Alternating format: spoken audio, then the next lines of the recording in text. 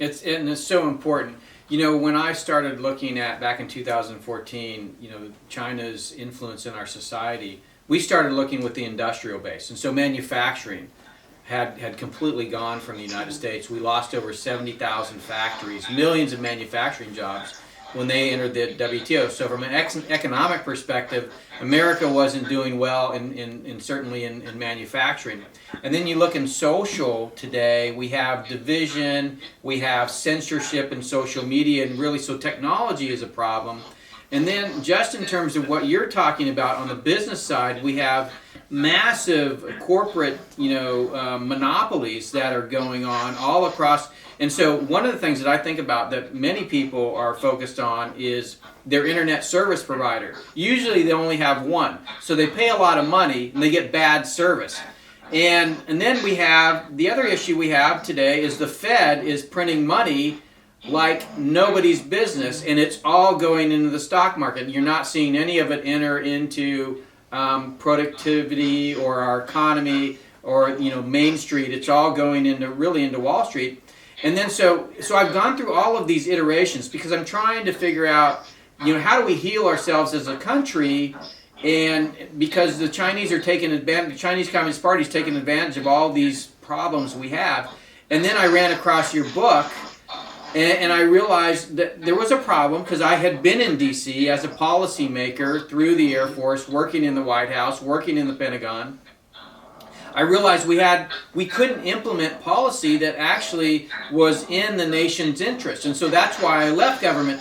And your book, The Politics Industry, really nailed it in terms of that's exactly the problem. So the same problem that somebody has with their internet service provider in rural America because they only have one provider, and so they charge them a lot of money and they get poor service, is exactly what you're talking about in the politics industry. And the reason that I think the reason you were able to kind of pick that out is because of your background. You didn't come from the politics industry. Because I've talked to congressmen, senators, all kinds of people that are incentivized. In fact, I've been told directly by people that have been in office that if they don't toe the party line, they get primaried the very next year or the very next election cycle, and they are out.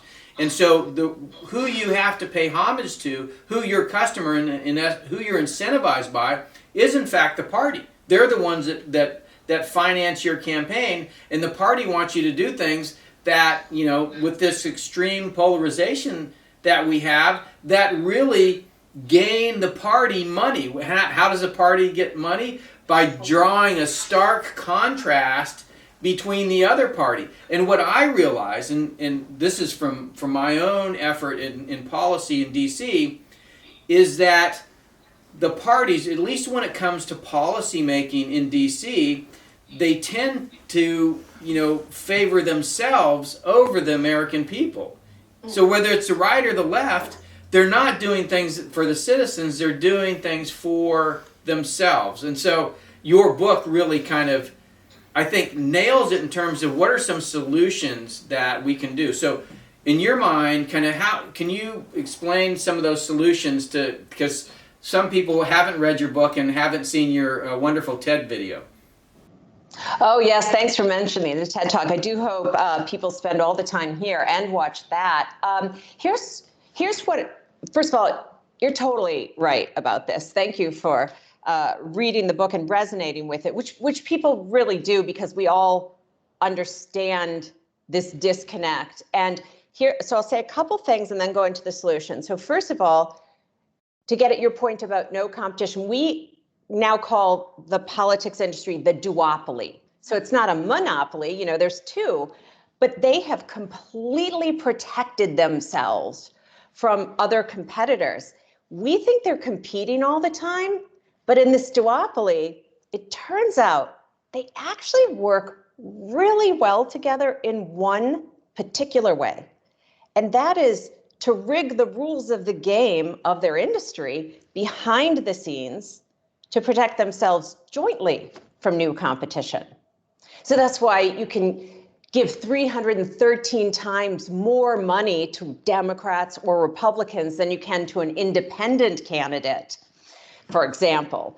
So they figure out ways to do that. In fact, sometimes when I speak, business people come up to me after and say, well, there should be an antitrust lawsuit against this, industry.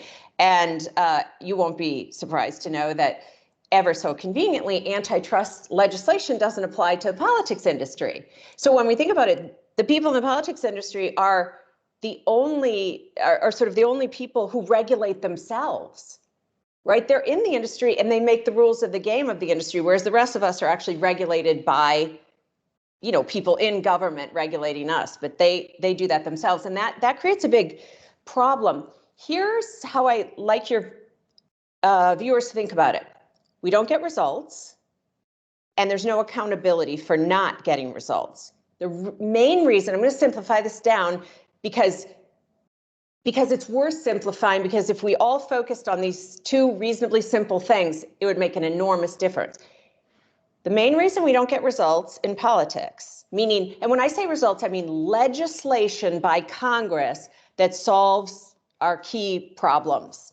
Doesn't mean everybody gets everything they want. It means we move forward instead of this crazy gridlock and these are the evil people or those are the evil people, is because we have party primaries. So you said, oh, they're answering to the party, the politicians, but in truth, they are, and politicians are answering to a minority of the party.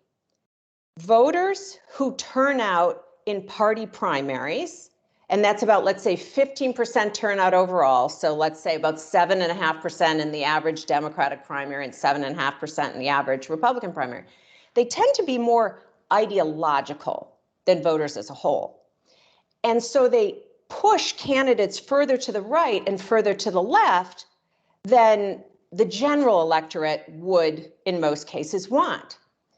And that can change what people have to say to get elected. It may change who gets elected, because the only election that matters is the primary. The general mostly doesn't matter. We know who won. The Republican won in a red district. The Democrat won in a blue district. You know that when you come out of the primary. The real problem with the primary is not who it elects.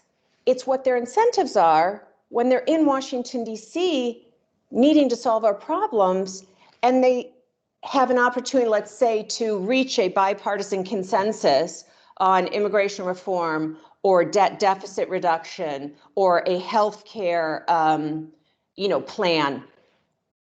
The questions that we would like them to ask while they're this legislator, while they're voting on this bill is this the right idea? Is this the best thing? Is this what my constituents want?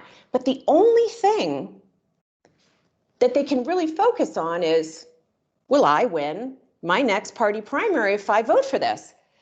And in almost all the difficult issues, the answer is no, you won't win your Democrat primary if you vote for that compromise, and no, you won't win your Republican primary if you vote for that compromise, meaning they're almost forbidden to make a deal, almost forbidden to do something common sense where even the public might know, okay, that wasn't exactly what we wanted, but at least we haven't been fighting about the same immigration thing for 2 decades now, and every election we have the exact same issues. We're not allowed to do that in our personal lives. We don't get to live in the hope that someday we get everything exactly how we want.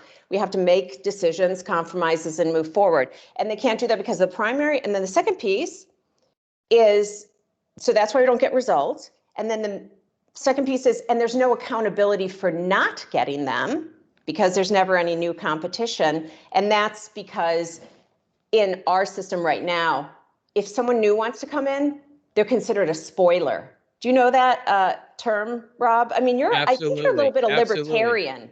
Wouldn't you say, in some respects, President Trump was somewhat of a spoiler, because you did see both kind of you have the Romneys of the world, and, so if you were a GOP person, you were like, I don't really like this guy. And if you were a Democrat, I really don't like this guy. It's almost like the two parties came together and when I'm talking about the party establishments, came together in their loathing of him. It's almost, and I saw it I saw it from a policy perspective. So think about it in terms of national security policy. I've seen the Bush administration, Clinton administration, Obama administration, and I've seen policy being made. And what I found when I got to DC is, okay, on national security, there's a consensus between the two sides. So and I saw this at the White House when the president was offered a policy, and I could tell you exactly how a Bush appointee would answer or a Obama appointee would answer. And then he said, no, I'm not going to do that, something else. Both sides went absolutely crazy because they're like, he's not doing what we would do. And so even though that they pretend like there's this big difference, and there is ideological differences on both sides, they actually come together in DC and form a consensus, particularly around national security policy, and then they tend to operate the same way. And if anybody challenges that, this is like, should we go in all these incessant wars? Should we be spending all this money abroad? And there's a consensus. So if you're McCain, or if you're Schumer, if you're Pelosi, if you're McConnell, they all say that and agree on the same things.